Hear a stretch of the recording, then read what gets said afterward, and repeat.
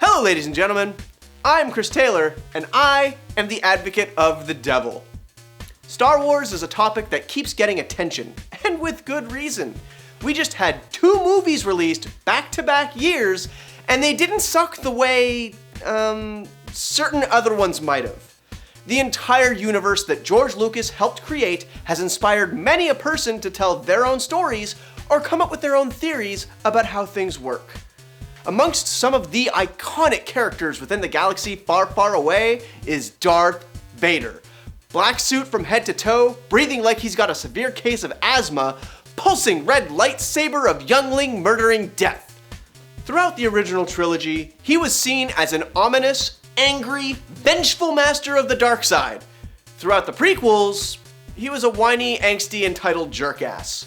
A man who once commanded fear, respect, and exuded power with his every head tilt now has the emotional range of coarse, rough sand.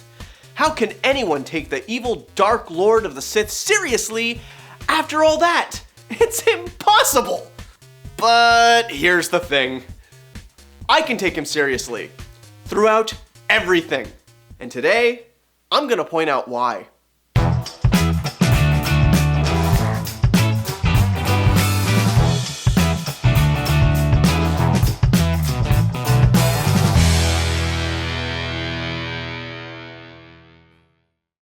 I'm gonna do what the movies themselves failed to do and present my case chronologically.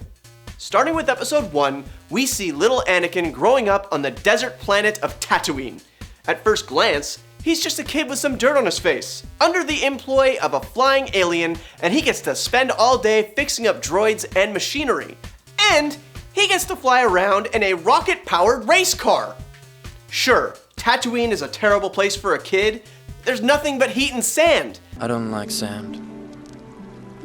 It's coarse and rough and irritating, and it gets everywhere. But he's a child! What could a child of no more than 8 years old possibly have to feel angry about? Well, how about the fact that he and his mother are slaves? The best thing about childhood is the freedom to discover and the lack of actual responsibility. But here we see a kid who hasn't even reached the age of puberty, and he's stuck in a life with no control over anything. He tries to escape, and they blow you up. Boom! Not only that, but he has to deal with the harsh reality of his only parental figure also being a slave. We never see what his mother has to do, but just think, even the word slave brings up powerful, depressing imagery. That's just one of the many reasons why I immediately understood what could make someone go to the dark side. Fear leads to anger. Anger leads to hate. Hate leads to suffering. The fear of never having complete control over his life. Anger at the circumstances that he is forced into. Hatred at those who would enslave him and the only family he has. There's even a scene cut from the final product, which, thanks to the advent of bonus features on DVDs, we can still see, that shows little orphan Annie beat up an alien who looks suspiciously like Greedo from episode 4 after the pod race. The alien claims that since Anakin is a human being, there's no possible way that he could have won without cheating. So there's a fight and Qui-Gon Neeson has to break them up, telling the future Vader that it doesn't matter what other people think, and that fighting isn't going to change his mind on anything. It's not who I am underneath, but what I do that defines me. It does, however, serve to show that even as a child, Anakin had some rage control issues, and I theorize that a lot of it has to do with his circumstances, and rightfully so. Growing up in a single-parent household, you learn to appreciate the little things, and potentially even cling to those few bits of happiness that you actually have. So when episode 2 shows Anakin getting premonitions and seeing his mother getting tortured by the Tusken Raiders, you can bet your ass he's gonna get pissed. This is arguably the one benefit to the Jedi Order. Under normal circumstances, they see a life form with a strong connection to the Force and indoctrinate them into their order long before attachments are made. You can't miss what you never really had, and the Jedi Order becomes your de facto family because of it. Anakin didn't have that benefit. The council even says he's too old to start his training. Of course, they said the same thing about Luke, but that didn't stop Yoda and Obi-Wan from doing what they had to. But Anakin had one fond memory of his childhood before the Jedi came and took him away. His mother. Anyone on the planet would do damn near anything to defend their family from whatever may come their way. Anakin is different though. He's a Jedi now, so naturally he thinks he can save her. Only my new powers can do that. So off he rushes to her aid, and alas, it's too late. Shmi survives just long enough to say that she loves him before dying, broken and bleeding, at the hands of the Sand People. Put yourself in his shoes. Your only family has been tortured literally to death, and you have a laser sword that can cut through anything you can think of. Would you turn the other cheek? Let bygones be bygones? Hell no!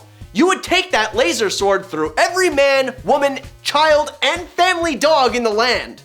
The Sand People are lucky he only slaughtered those in that particular area.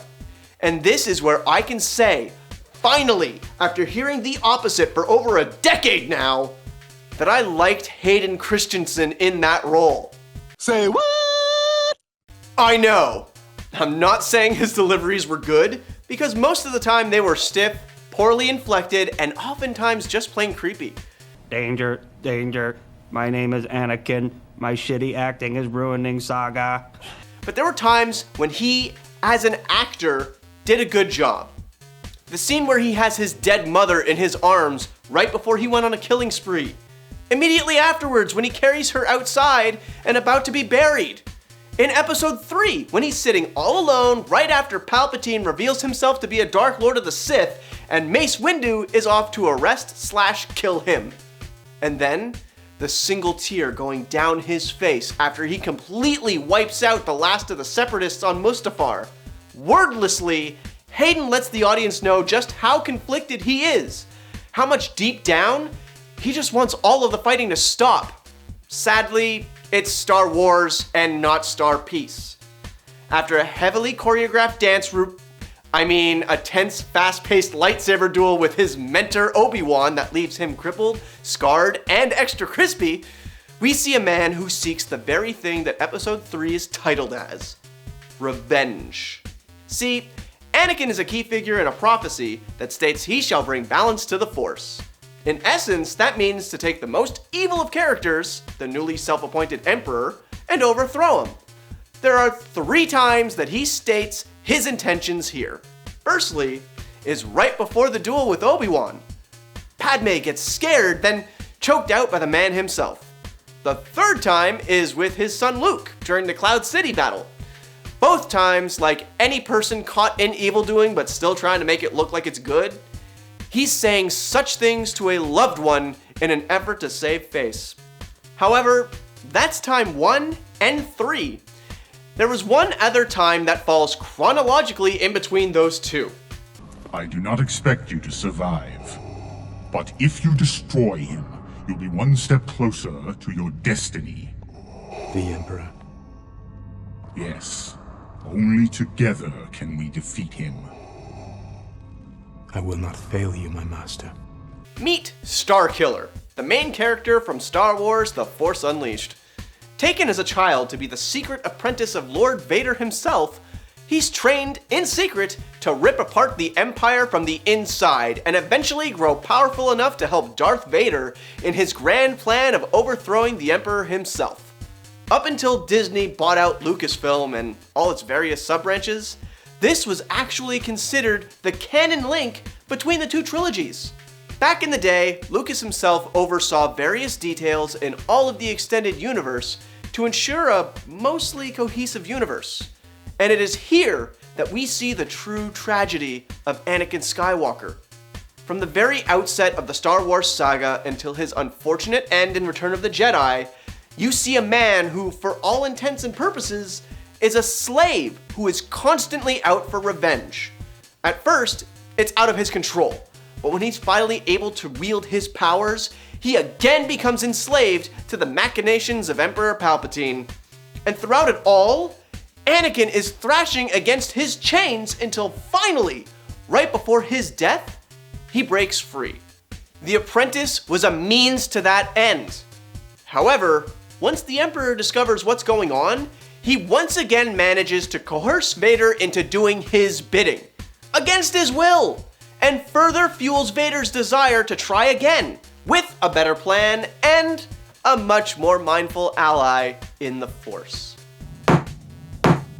Despite overwhelming evidence to the contrary, I do hope I managed to shed some light in the great tragedy that is Darth Vader.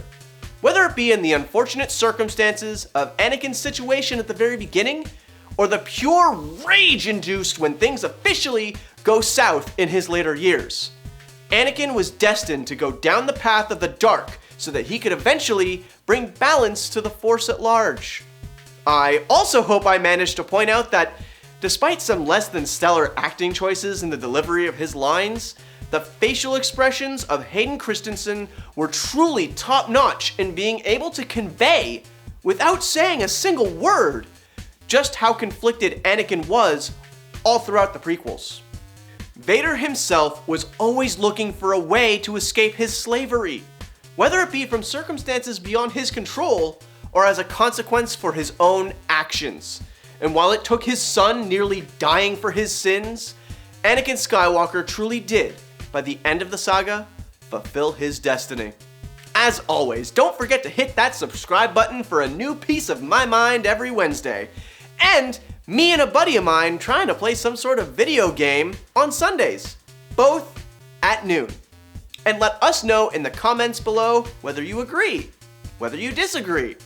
Did I miss something that you guys saw? Or maybe I'm just flat out wrong.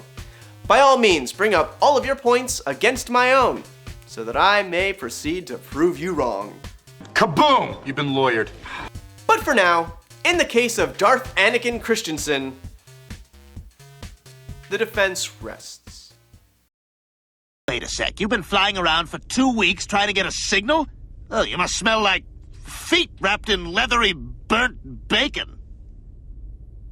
I'm sorry, I thought my Dark Lord of the Sith could protect a small thermal exhaust port that's only 2 meters wide. That thing wasn't even fully paid off yet.